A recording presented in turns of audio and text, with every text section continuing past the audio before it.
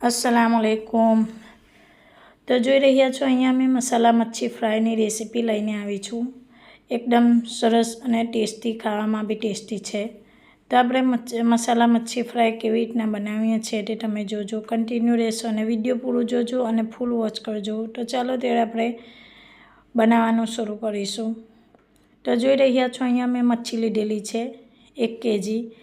તો અહીંયા આ રીતે બધી સરસ રીતે સાફ કરી લીધી છે। તમને ના આવડતી હોય તો તમે મચ્છીવાળાના દુકાને બી તમે સાફ કરાવી શકો છો। તો અહીંયા મેં બધી સાફ કરીને ધોઈ લીધેલી છે આ રીતે। તો હવે અહીંયા આપણે એક વાસણ લઈશું। વાસણની અંદર આપણે મસાલો નાખીશું બધો। તો અહીંયા મેં 1 ચમચી લસણ પીસેલું લીધેલું છે। 1 થી 1.5 ચમચી આપણે લસણ લેવાનું છે, અથવા તમે આદું બી પીસેલું લઈ શકો છો। તમે અહીંયા એકલું લસણ લીધેલું છે પીસેલું। તો અહીંયા જેટલું તીખું ખાતા હોય એ પ્રમાણે તમે તીખું ચટણી નાખી શકો છો। લાલ મરચું તો અહીંયા મેં 2 થી 3 ચમચી લાલ મરચું લીધેલું છે। અહીંયા 2 ચમચી મેં ધાણા જીરું પાવડર લીધેલો છે। તમે જેટલું તીખું ખાતા હોય એટલું તીખું હિસાબે તમે તમારા હિસાબે તમે કરી શકો છો। તો હવે અહીંયા આપણે લઈશું હળદર। તો અહીંયા મેં 1 થી 1.5 ચમચી હળદર લીધેલી છે અને સ્વાદ અનુસાર નમક લેવાનું છે આપણે 1 ચમચી। તો આપણે એને બધું મિક્સ કરી દઈશું આ રીતથી। એને સરસ રીતે આપણે મિક્સ કરીશું। અંદર તમારે નાખવું હોય તો તમે બેસન બી નાખી શકો છો। તો અહીંયા મેં થોડું આમતું આપણે હથેળીમાં તેલ લઈને તેને તેલથી આપણે મિક્સ કરવાનું છે। આ રીતે આપણે અહીંયા બધું મેં મિક્સ કરી દીધું છે, જોઈ રહ્યા છો। તમે લીંબુ બી નીચોવી શકો છો અંદર મસાલાની અંદર, અથવા અંદર ના નીચોવો તો ઉપરથી બી નીચોવીને ખાઈ શકાય છે, અથવા ચણાનું બેસન બી તમે નાખી શકો છો। તો આ રીતે આપણે અંદર બધું મસાલો રેડી કરીને આ રીતે આપણે મચ્છીની ઉપર લગાવી દેવાનો છે બધો મસાલાને।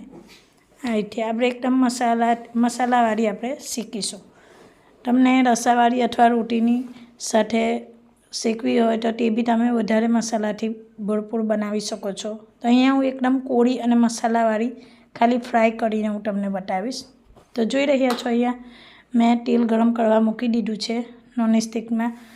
તો અહીંયા સરસ રીતે તેલ આપણું ગરમ થઈ ગયું છે। તો આ રીતે આપણે એક એક કરીને અંદર મચ્છીને નાખી દઈશું। એકદમ મસાલાવાળી છે, મસાલા તે કરેલી આ રીતે આપણે અંદર નાખી દેવાની છે। તો જોઈ રહ્યા છો એકદમ સરસ રીતે આપણે શેકાઈ ગઈ છે આ રીતથી।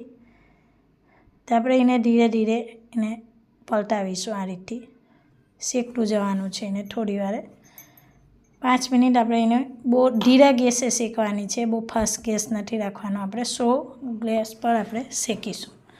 આ રીતે આપણે ધીરે ધીરે પલટાવશું એકદમ। એક સાઈડથી તો આપણે બધી શેકી લીધી છે, તો આપણે બીજી સાઈડ પલટાઈ દેવાની છે। તો જોઈ રહ્યા છો અહીંયા આપણી મચ્છી શેકાઈને રેડી થઈ ગઈ છે, એટલે કે ફ્રાય થઈ ગઈ છે। તો આપણે એક પ્લેટની અંદર કાઢી લઈશું।